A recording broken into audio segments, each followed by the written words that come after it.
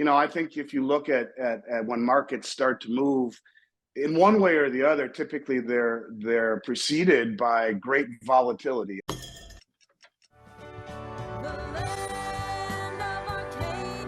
Well, hello there, my friends. Chris Marcus here with you for Arcadia Economics on a Tuesday morning, where once again it's time to dig into the physical silver market. We will be touching on gold as well, but nice to have Andy Schectman joining me, who, of course, is part of Miles Franklin, so sees what is happening on the front lines of the retail physical gold and silver market. So, Andy, great to have you back here on Tuesday, as always. And how's everything going with you so far today?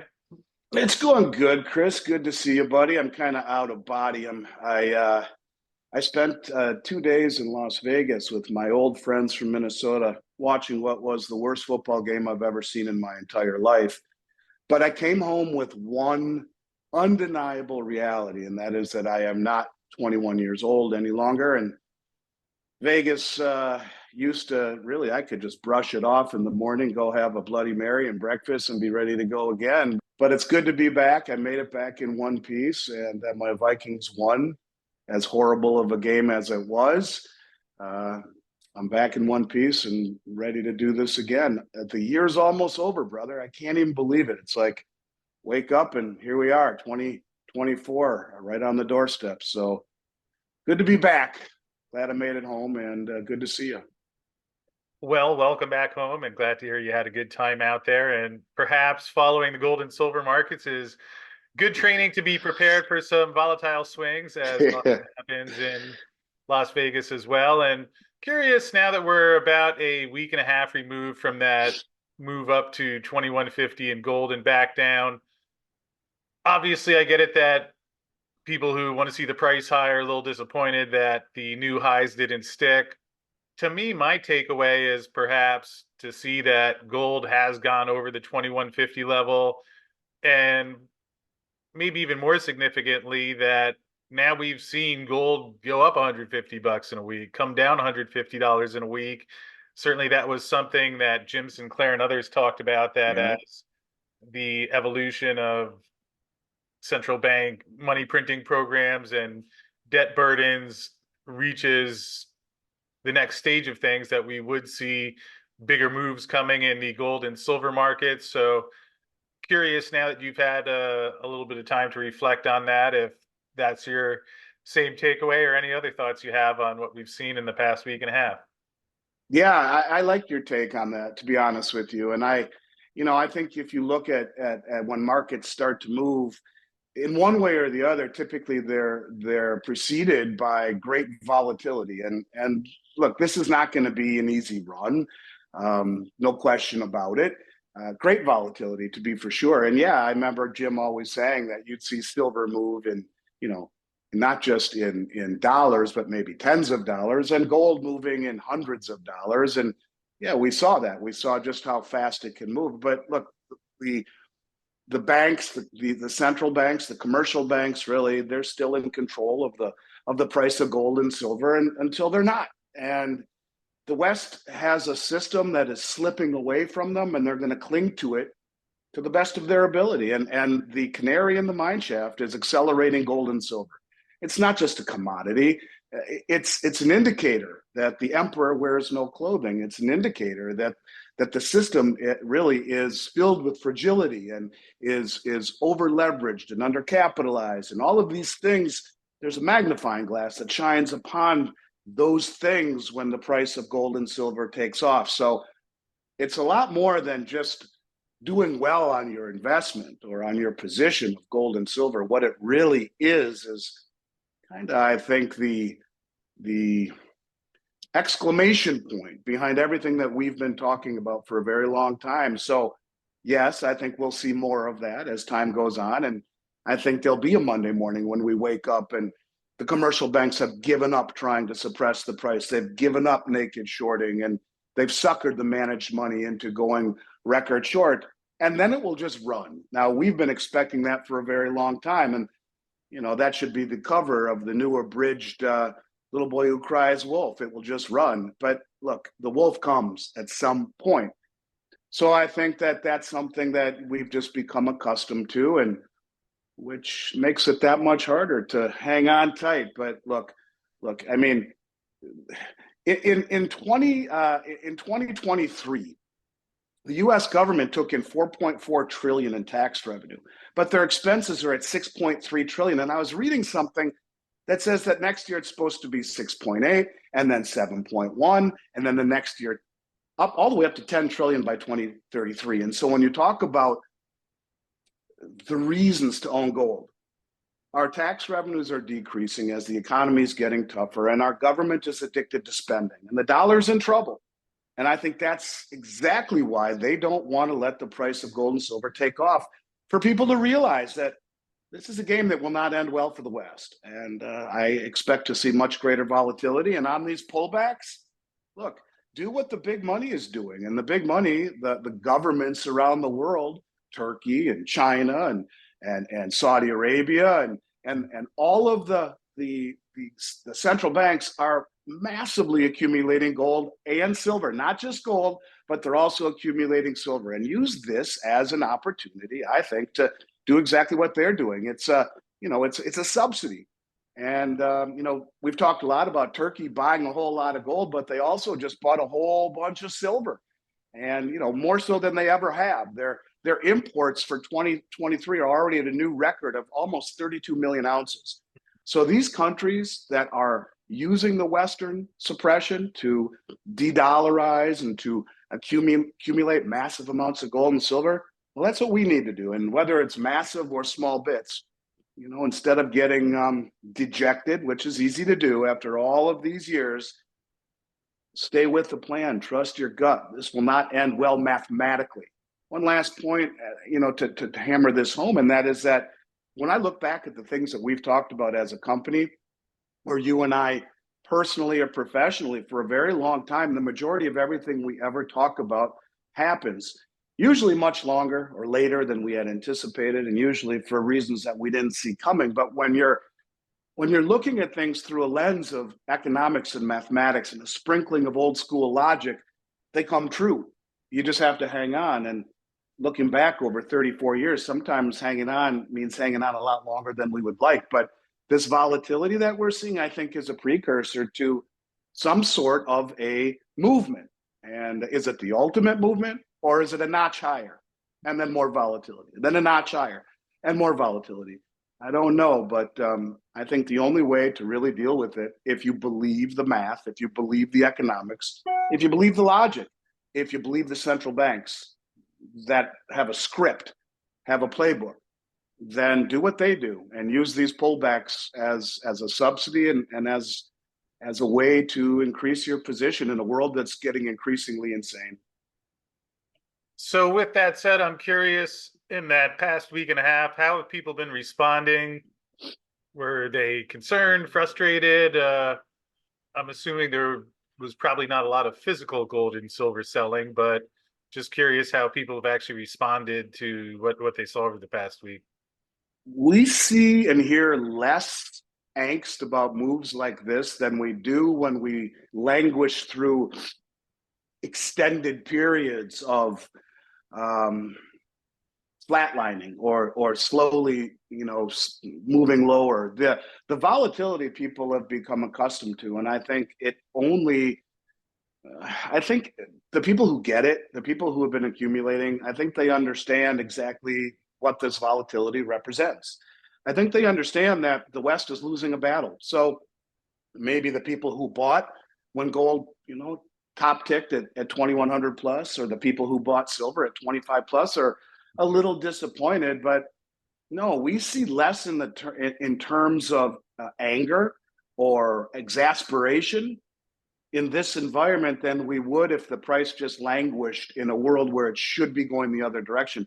I think the people who watch this closely understand exactly what this volatility is. On one end, you got massive buying, Asian buying, central bank buying, BRICS buying. On the other end, you have the West who's trying to maintain this illusion of dollar strength, and the hegemony of the West is clinging. And what better way to take a look at the authenticity of the Western system than through the lens of gold and silver? And I think people understand that. So No, actually, our business has been just fine this week. And there are a lot of things in this industry, Chris, that are counterintuitive to logic.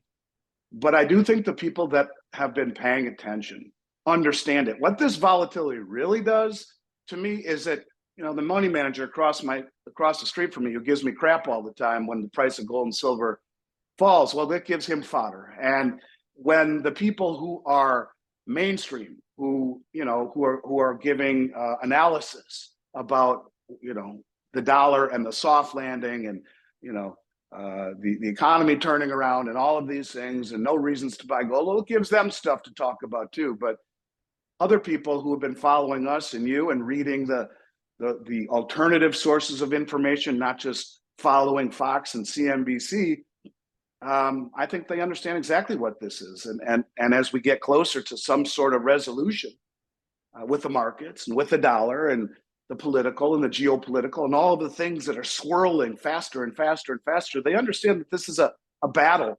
And I don't want to go as far as saying between good and evil, but you can use that if you want. It's a battle for high stakes. I'll put it to you that way. It's a high stakes battle. And really, it is an indictment against the West and the Western system. And I think the people watching this understand. And they know that the West still is powerful enough to do all they can to not allow things to take off in that manner. They would much rather see it slowly rise than to see it take off and shine a light upon everything that really is unfavorable in terms of the Western system. And so, no, I think it's surprising that I haven't gotten anything in the way of people saying, I give up, I throw up my hands. No, if anything, the pullback has increased our business. It was slower when the price was going up, over those 2 days. People were reluctant to jump on board. And I think there's something wise in that because, when you jump on board as the price is flying, that's FOMO. But when you take a step back and you buy on the dips, that's logic. And that's what we've seen a little bit of the last week or so. Well, I would certainly hope people aren't throwing in the towels. Again, we just, in the gold side, hit that new all-time high just a week and a half ago. So I get it. People want to see $2,500, $3,000 gold. I guess that comes in its own due time. And here we are, even despite the sell-off of the past week and a half, sitting just around that $2,000 mark as we record early on Tuesday morning, just a little bit below that level. Although interesting, as a lot of the banks are putting out their research and forecasts for next year, the majority of them are talking about gold prices above 2,000, largely predicated on a belief that there will be Fed cuts in 2024. Obviously, we could debate when the first cut is. Personally, when I hear March, I think that sounds a bit soon unless there's some sort of big issue that pops up, which certainly is not impossible. But well, what happens in March? Do you remember? What happens in March is that short-term bank lending program that has roughly $120 billion owed to it, it sunsets in March. So is the Fed going to extend the program? Or are they going to say, no, you banks need to pay up? And there were banks on that list, Chris, that had borrowed as much as 130% of their equity at onerous rates, posting collateral. So what happens at the same time as M2 was falling off the cliff the most since the Great Depression, and the economy is slowing, that is going to start to put real strain on the businesses and the corporations that need that cash to operate, to do the things that maybe the last several years of low interest rates and easy money incentivize them to expand bigger than they otherwise would have. And to see the cash draining out of the system is probably a precursor to greater problems in the economy. And I think that when you look at what could happen in March, if I were a betting guy using Vegas as an analogy, since I was just there, I would say all the money would be on March and April to see some real problems as the banking crisis maybe takes it to a next level, as all of these banks have to pay back those loans that they borrowed from the Fed, which just hit an all-time high again. It's not getting any better for these banks. And this environment, especially of a falling M2, the falling money supply, the tightening lending standards, credit issues, these are all, I think, bad omens to what we could expect to see in March and April. And I don't think the Fed wants to cut. Maybe they'll be forced to cut. But what does that really say to the rest of the world? The rest of the world, if they're wise, they'll say, well, shit, they've chosen inflation over austerity. They will never fix their balance sheet. It's kind of what's going on with the Bank of Japan, Oh, we're going to fix this. We're going to get tough. And well, they're not raising rates anymore. And the minute they do, it starts to break. Look what happened in the UK. As soon as they started to raise rates, the pension issues. We've crossed a line with this stupid monetary policy, G7 monetary policy of interest rate suppression and easy money, and the distortions that it's created. It makes it almost impossible to come back without really disrupting and or breaking the system. And if that's what they want to do, fine. But if not, it's inflate or die. And it's one of these deals where pick your poison. So yeah, I think the betting money says they'll pivot in March. I wouldn't be surprised if they pivot in reaction to accelerating banking problems, which then accelerate the problems in the economy and the commercial real estate. And that eventually spills over into the residential real estate, and everyone in residential real estate's locked in at 4% or less. And that's great until you lose your job and the economy slows down. And so it starts to spiral like a series of dominoes. And March and April, sure, I wouldn't be surprised one bit at all to see that happen. But I think it's not a good thing because it signals to the rest of the world we're trapped. There's really not much we can do but to choose inflation over austerity, the way that all governments have, went all the way back to Roman times. Well, I hear what you're saying, and certainly that is one of the things that will be happening in March. It was interesting. I heard about a month ago, heard someone ask Powell what happens upon the conclusion of the program, and sounds like they hadn't really mapped out a solution there yet, Shocking. And it's still a little bit undecided. Now, in the other direction, in all fairness, reminds me of something I was listening to in a Tom Luongo podcast last night, where now certainly he's been an advocate that the Fed would raise rates higher and for longer than most thought, and certainly to this point in time he's been correct. He mentioned that even when we were having those banking issues, the Fed kept raising through that. So will certainly be fascinating to see how things break and play out in March.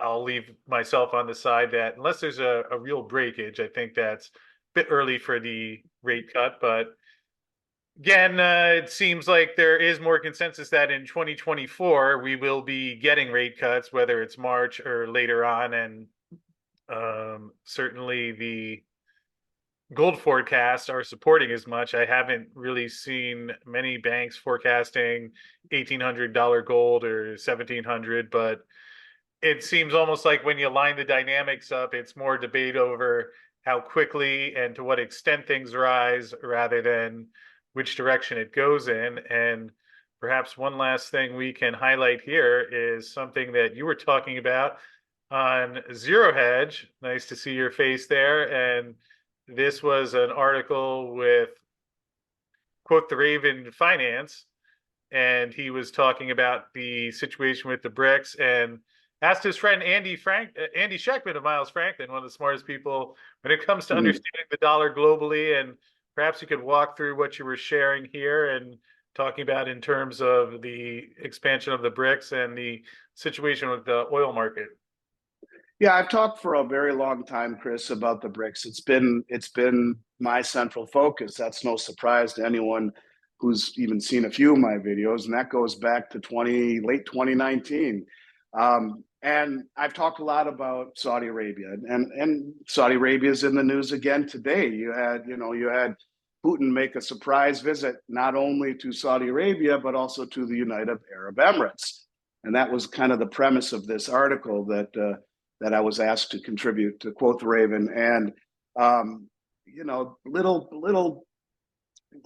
little pieces everywhere if you look, and it's still kind of unknown why he was there.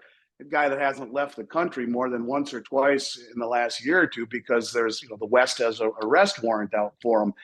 Yet here he is in the UAE and in Saudi Arabia meeting with the Crown Prince. But I've talked a lot about Saudi Arabia and how, first Biden signed an executive order to go green. Precursing or preceding that was, the contract for mutual military agreement contract that was signed between Russia and Saudi Arabia 7 days after we left Afghanistan in a less than in a way that was less than what we would anticipate American military would do. And I don't think there was any coincidence in that. But subsequently to all of this, all of the OPEC countries are on the Belt Road Initiative. They've joined the BRICS. They become full-fledged members here in just a couple of weeks, January 1st. They've joined the Shanghai Cooperation Organization, the largest regional military and financial organization on the planet.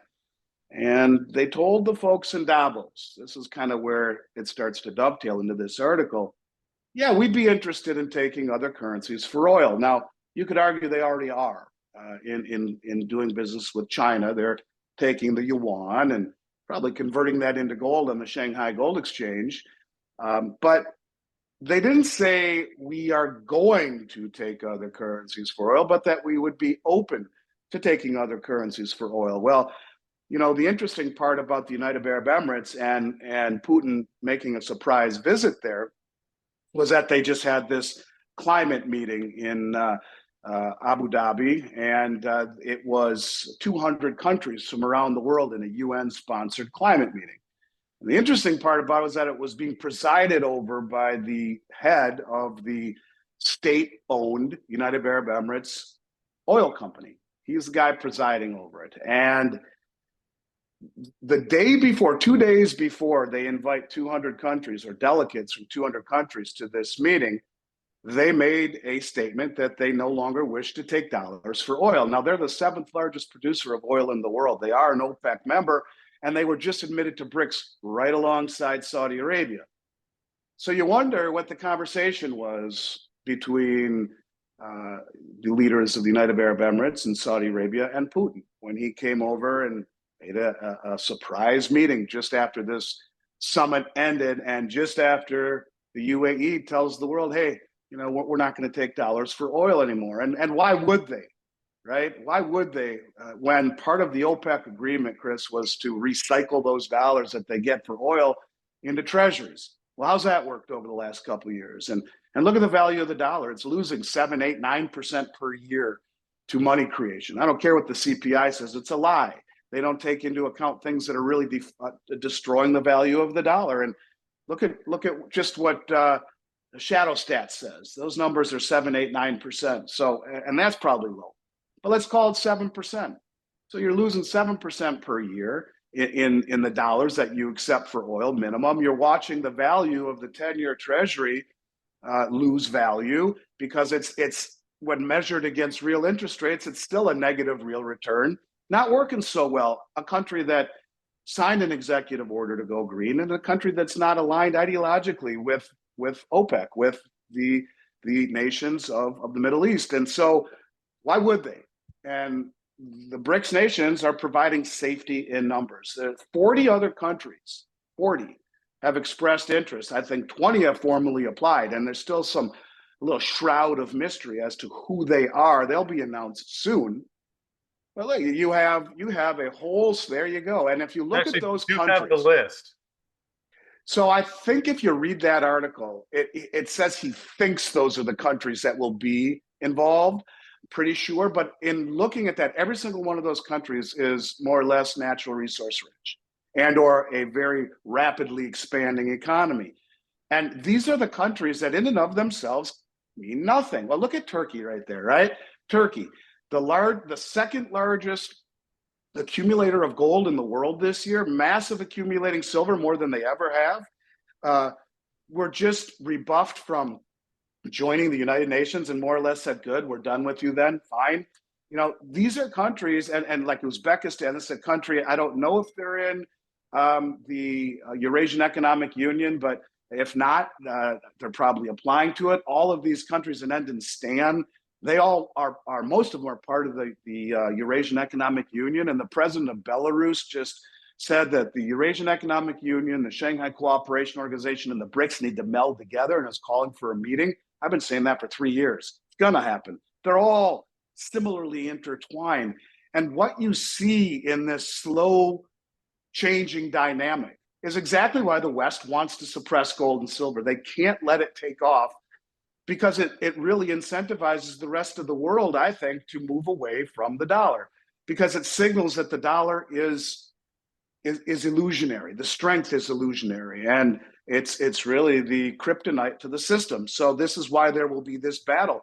At the same time, all of these countries who are finding strength in number, who have numbers, who have, you know, 2 of the 3 largest nuclear arsenals, who have much greater human population, much greater GDP, larger military might, more of the natural resources, and growing with legitimacy. You know, they're the ones accumulating it all. And yet the West, you don't see the West on the list of the countries that are purchasing gold this year. But you do see all of these countries, and Poland kind of sticks out a little bit. That's an interesting one. But, you know, Poland was number 2. Turkey is up on that list. I said Turkey's number 2. Turkey's on the list higher, but Poland's number 2. But Poland is the one that kind of sticks out a little bit on that list to me. But look, the bottom line is that the central banks, who I would argue know the playbook, they're the ones that are massively accumulating the metal. And to see the United Arab Emirates make that statement is huge. It's not quite as big as OPEC saying, no, we're all going to do it. But I mean, how far removed from reality would it be to say, yeah, I could see OPEC saying we're done? You have the West that have put sanctions on Iran and putting sanctions on Russia. These are 2 of the members of BRICS, one new, one old. And I think that's exactly what you are seeing, that these countries are standing up to the West, and they're doing so in a manner where they're using natural resources and commodities and safety in numbers as their rallying cry to meld together. We've decided to no longer take dollars for oil. United Arab Emirates just said we're going to do that. You're already seeing that happen with a lot of the countries that are moving away from settlement in dollars in other forms of energy or commodities, like Brazil selling soybeans and corn to China for yuan, or even France buying liquid natural gas from the United Arab Emirates and paying in yuan. There are deals being struck between Russia and India that are being paid in rupee and ruble. And this is going on and on and on.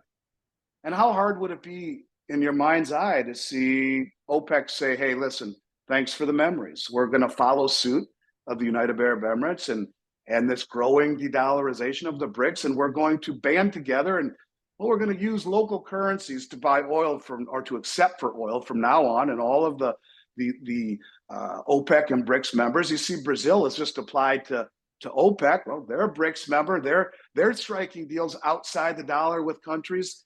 So how hard would it be for us to say, or for them to say, that's it? How hard would it be for you to imagine that? And when that happens, that's when all hell breaks loose. That's when every country on the planet who has stockpiled dollars for 50 years no longer has a necessity to own them. And what does that mean?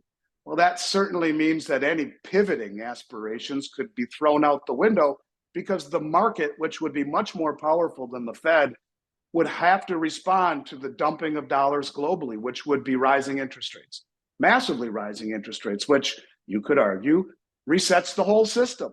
And this is what I've been talking about for a long time, and becomes even more stark when you realize the chief economic advisor to the Biden White House is a man, Jared Bernstein, who wants to lose the reserve status of the dollar. So by weaponizing it, by signing an executive order to go green, and watching all the things that have happened corollary to those events, to me, it really isn't that far of a stretch. And then when you realize Lael Brainerd, number 2, is a modern monetary theorist, and she wants the banks to blow up so that she can issue a central bank digital currency right from the Fed, having a few of the big commercial banks to do all the business and the mortgages and the loans and the leases. How hard is it to really see this and to argue maybe this is what they want, to find a villain, to point to those people, Putin and Xi Jinping and OPEC? They did it to us. It's their fault the whole system blew up. And I think that's exactly, in my mind's eye, what I see as the final chapter of this book. I hope I'm wrong, but to see the 7th largest producer of oil in the world, an OPEC country, and one that was just admitted to BRICS alongside of Saudi Arabia say we're not going to take dollars anymore and make the announcement 2 days before 200 countries come to their country to talk about climate change. Is it a coincidence or is it not? I don't think there are coincidences at that level. I think it's a shot across the bow. That's what that article was. And that is one of the deals why I've always said you'll wake up on a Monday morning to a religious experience. Gold and silver will be through the roof. And, treasury market will be, collapsing. And the dollar will be collapsing and interest rates will be spiking. I mean, how hard is it to realize that? And so when we talk about that volatility, Sunday night, we see gold 2-3 weeks ago go, whoa. But it was muted. What happens when the world shuns the dollar to a level that people in the West can't even anticipate or imagine? It's the recency bias, it's the normalcy bias that makes everyone say that won't happen. And that's why I've become very fond of the phrase logarithmic decay. Little by little by little by little by little, and bang, all at once you go over the falls. That's how Hemingway went broke. It's chopping down a tree, one X swing at a time. So take a look at any of those countries on that chart you just showed on the new 20 countries that have applied. Each one of those 20 chops doesn't do a whole lot, but you keep chopping little by little by little. You chop away at the dollar, at the settlement status of the dollar that ultimately has to start to have consequences against the reserve status of the U.S. dollar. And a country that is indebted as ours, as undercapitalized as ours, it's not a good place to be as they keep chopping away at the settlement value. So in essence, that's what that article said. But I will tell you that to me, it's one of the biggest events we've seen since Saudi Arabia joined BRICS. Because this is something that I think ultimately is what we can expect to see by other OPEC countries and ultimately by OPEC itself. Well, I hear you. And I guess the thing that stands out the most is that you see these things heading in the same direction day after day and as time goes by. So when prices in gold and silver reflect that more overtly, I guess we'll see in due time how that plays out, but you do see trends similar to what's going on with the Treasury debt load, and with a slight diversion in the Fed's balance sheet. Still, you've seen that trend, and some of these things continue to go. But think about it, Chris. This is exactly what they want. I mean, the West can't let gold and silver go higher because it says to the world the dollar sucks. And so the manipulation of suppressing gold and silver was originally done because of interest rate suppression, because of Gibson's paradox, the inverse relationship between real interest rates and gold. You can't suppress interest rates for all these years and let gold take off, or it says you're lying. So, but that's what these other countries understood at some point and said, you know what, we'll beat them at their own game. Slowly, methodically, we'll beat them at their own game. And we won't let it take off too fast. And we'll short the market alongside of them. And we'll just start accumulating as much as we can across the globe. And that's exactly what they're doing, methodically, beating us at our own game. And so the West could say, fine, we'll just let gold go to the moon. But is that really what they want? No, they don't. And so this is something that I don't think they counted on, all of these sovereign nations standing for delivery and accumulating as much as they can on every corner of the globe. Ultimately, gold and silver will have its day, their day. But I think that comes at the expense of the dollar. And so, like I said, little by little, and you'll wake up one morning and it will have just shifted. And it will be no warning to the people who haven't been paying attention. Yet, those of us who have been sounding the alarm, much to the chagrin of Al Gore, who says democracy is under threat because citizens are no longer all getting the same print news, and that the algorithms that the governments can't control are threatening democracy. So evidently you and I are a threat to democracy by saying this stuff. But though people who are watching the mainstream propaganda will wake up one morning and say, my God, what just happened? And the rest of us will say, why didn't you listen?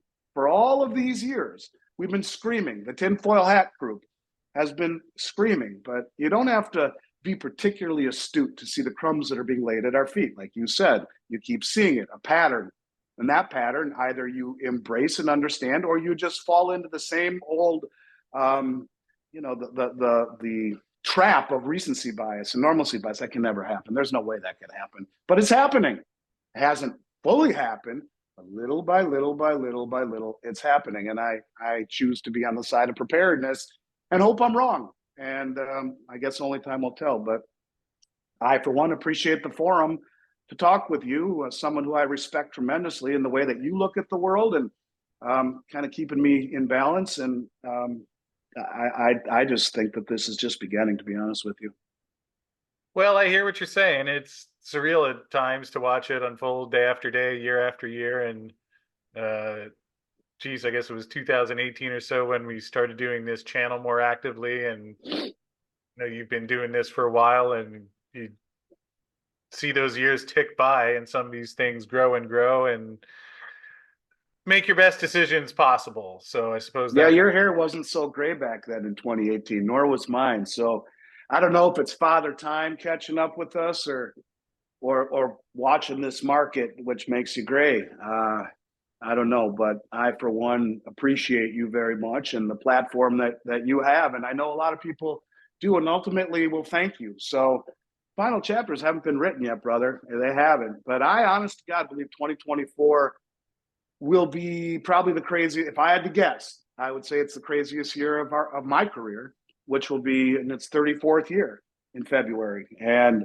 with the election, with the banking issues, with the BRICS, with the geopolitical, I mean, take your pick. Look around you. This is just getting crazy, and I guess we'll have a front row seat to talk about it. Hopefully through thick and thin. So one or two more episodes before the new year, and then it's probably the craziest year of my career, if I had to guess. Well, let's see what the future brings us. well, certainly a lot on deck for 2024. Although before we get there and in wrapping up today, anything on special on the silver side for anyone who is looking to add to their silver holdings at this point?